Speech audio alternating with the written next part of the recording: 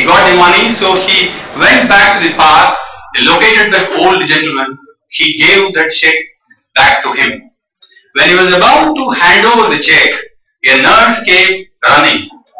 She said, yeah, finally I caught him. Sir, did he give you any trouble? I hope he did not trouble you. He goes on telling people that he is John D. Rockefeller, she said. The executive was stunned. It was an imaginary money and not the real money that gave him the courage that made all the difference. Therefore, humility in success and courage in failure is what you should adopt, Arjun, the voice said. The failure is an option, but fear is not. Moving on to the day 10, it was the last day, it was an interesting day, this day. The Krish sir was awarded Magsaysay Award posthumously for building character on a consistent basis in a rural area. The festive atmosphere replaced the whole mourning atmosphere.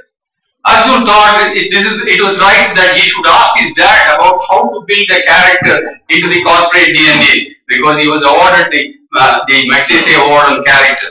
That night, interesting discussions followed. He asked his dad about how do we build a character into the corporate DNA, Dad, he asked. But his dad said, yeah, I'm a rural teacher. What do I know about the corporate culture? You are a corporate guru. Can you tell me what is this corporate governance you people are talking about? Is what he asked. Arjun started his presentation about the corporate. He rattles out to jargons, risk radars, corporate dashboards, compliance mechanism, independent directors, corporate disasters, and so on. He was rattling out new terminologies. His dad calmly listened. Later, his dad told him, for every one-to-one, for every term, he gave the concepts from the Veda. He said, you people are making complications and use bombastic terminologies.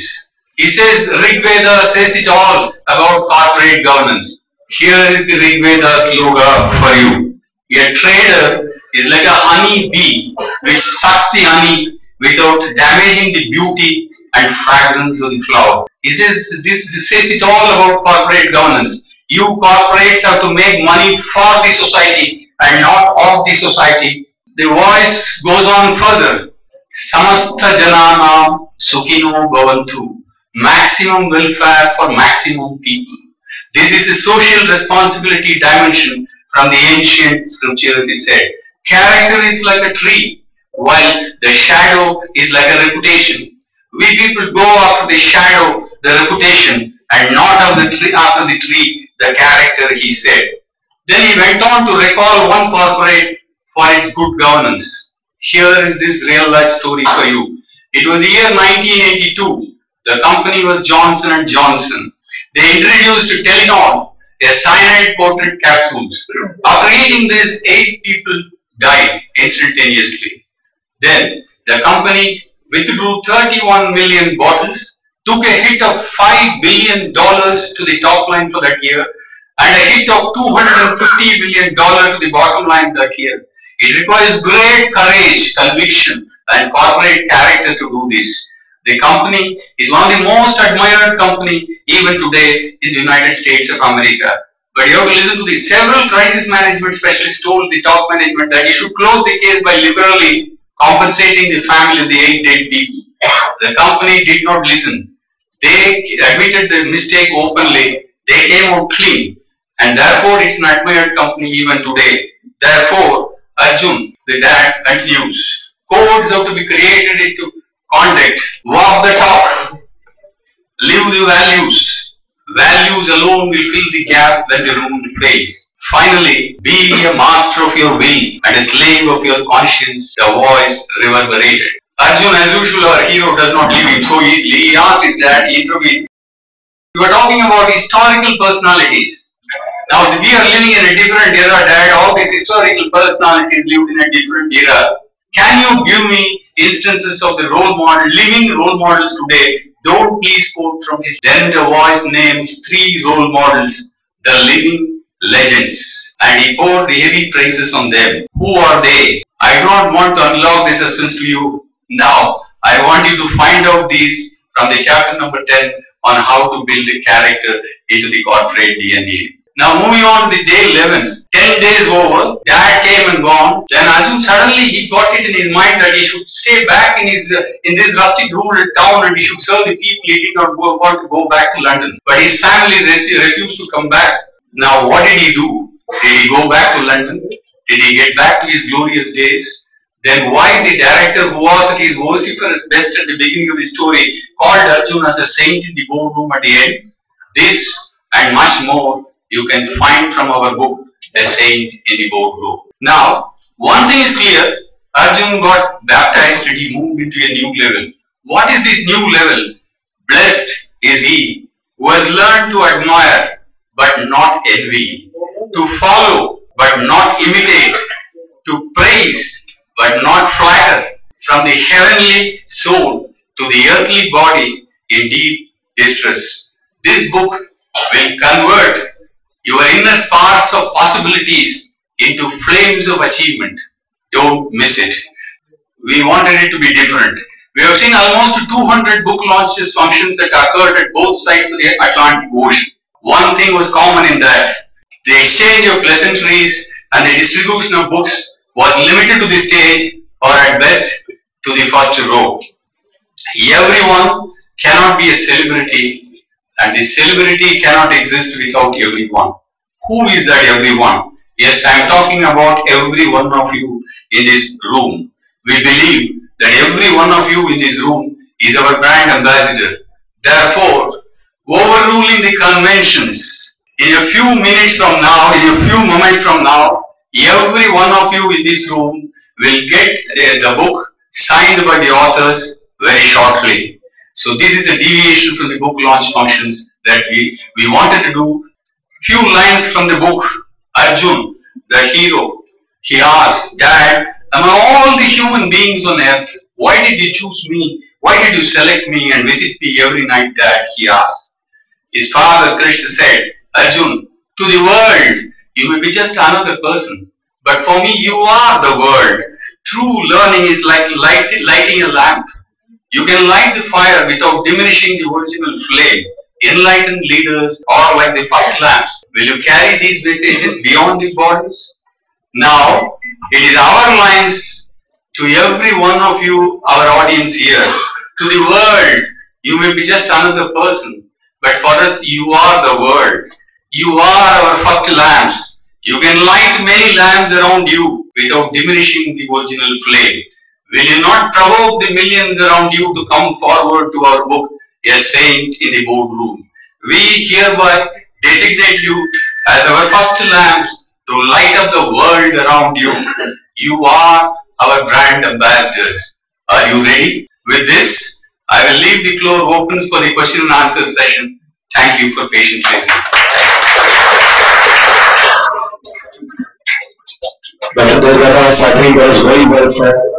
The example of Bhagavad Gita and the modern day Arjuna, and with some amazing words, we admire, we follow, we praise you as you lead and make us to win, not sell. As you rightly said, all of us are brand ambassadors out here, and what amazing words. You actually lit the lamp, and it is something, you were very distinctly, you given us 5 questions and a few questions. So right now I'd like to invite people from the press to ask questions to Dr. Durgadoss so that they can, answer these questions. Any questions that you have, anybody, we can have them answer. With his experience, with his knowledge, I think that is something that he needs as exemplary work that he's done. Any questions? Hello. Yeah, can we have your name and your question? Yes, I am Sagar Patel from Hindustan Samachar. A good question indeed. In fact, the same question was asked by Arjun, our hero, his father. And he names 3 living role models who is practicing this, and he was pouring heavy praises. I have to say one thing, but I am not giving the names not only for holding back this suspense, but I am not. Our faith in these role models is absolute, unconditional, unbounded, and we do not want to dilute our love. So therefore, as a conscious decision that we have decided that he will not use these three role models' name as a part of promotional strategy. If I use this as a part of promotional strategy, the kind of respect that we give them will not be appreciated. So I would like you to read the chapter number 10, where there are real role models who are fitted into the bill. This is dimension 1. Dimension 2, yes, we have to walk the talk. I said me or my author, both of them put together about 75 man years of experience. We have lived with value. Never ever I can say I have diluted my values. My chairman is here. He will speak for this as well. But above all, the book is dedicated to millions of unsung heroes who practice honesty and work diligently throughout their life, unmindful of the opportunistic environment around them. There are millions of these unsung heroes. The book is dedicated to them. When these millions of unsung heroes are following the honesty, why not we? In fact, this has to be made mandatory in our opinion. I think there is an answered question. So we move ahead with the next question. Anybody would like to pose a question or a thought? Hello. Your name and your question, please. This is Anju from FABLE Journal. I would like to know who is this book dedicated to? The book is dedicated, as I was telling in the beginning, Manjuna, the IIM Lucknow management graduate, Satyendra Dubey, an IIT product who were killed, who were showing extraordinary ethical commitments, and also George Couteau. And above all, the book is dedicated to the millions of unsung heroes who do their job diligently and honestly, day in and day out, unmindful of the opportunistic environment around them. This is the dedication that goes on. Say your name and your question. Hello, my name is Prasad Manjrekar. I am the freelance journalist. Could you know the motive of this book published? People talk about rules, people talk about regulations. Actually, it boils down to values.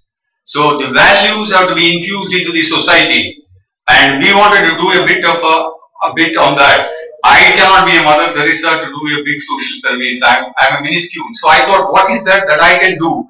So both we, the authors, thought that at least we can, even if we can shake a soul for a minute, we have done our job.